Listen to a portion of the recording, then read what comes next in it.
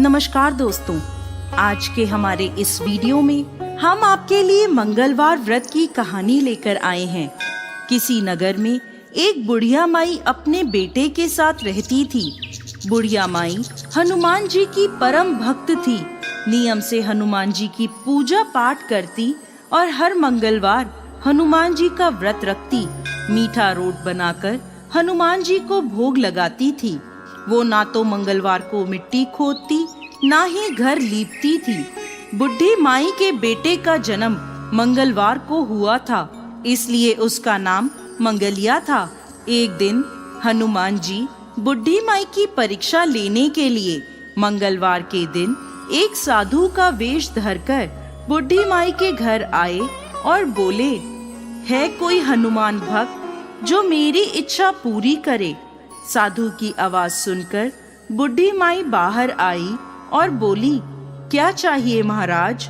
वो बोले, मैं भूखा हूँ, भोजन बनाऊंगा, तुम मुझे अपना आंगन और चूल्हा लीप कर दे दो। बुढ़ी माई ने हाथ जोड़े और बोली, महाराज, मिट्टी खोदने और आंगन लीपने के अलावा आप जो भी आज्ञा देंगे वो मैं अवश्य मानूंगी। साधु बोला, पहले मुझे वचन दो कि मैं जो कहूँगा तुम वो करोगी। बुढ़ी माई ने वचन दे दिया। साधु बोला, अपने बेटे को बुलाओ। बुढ़ी माई ने बेटे को बुला दिया।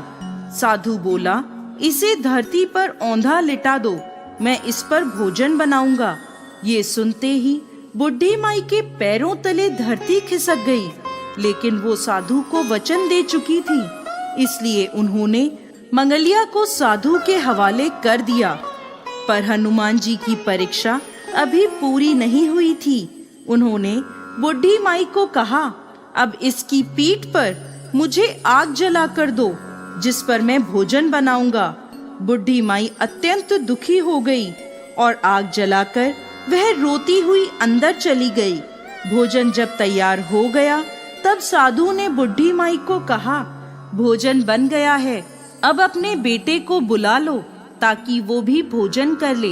बुढ़ी माई बोली, महाराज, मेरे दुखी मन को और मत दुखाइए। मैंने अपने हाथों से स्वयं अपने बेटे को अग्नि के हवाले किया है, लेकिन साधु महाराज नहीं माने। तब बुढ़ी माई ने अपने बेटे को पुकारा। बुढ़ी माई के आवाज लगाते ही मंगलिया हंसता हुआ घर के अंदर आया और बोला, हाँ माँ। अपने बेटे को देखकर बुढ़ी माई की खुशी का ठिकाना ना रहा, परंतु वो हैरान थी कि ऐसा कैसे हो गया। वो अपने पुत्र सहित साधु महाराज के पैरों में गिर पड़ी। हनुमान जी ने उसे अपने दर्शन दिए और उसे सर्व सुख का आशीर्वाद दिया और अंतर्ध्यान हो गए।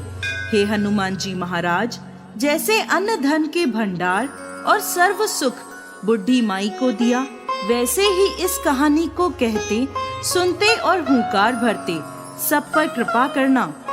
दोस्तों, यदि आप मंगलवार का व्रत करते हैं तो व्रत का पूर्ण फल पाने के लिए मंगलवार व्रत की ये कहानी जरूर सुननी चाहिए। बोलिए हनुमान जी महाराज की जय।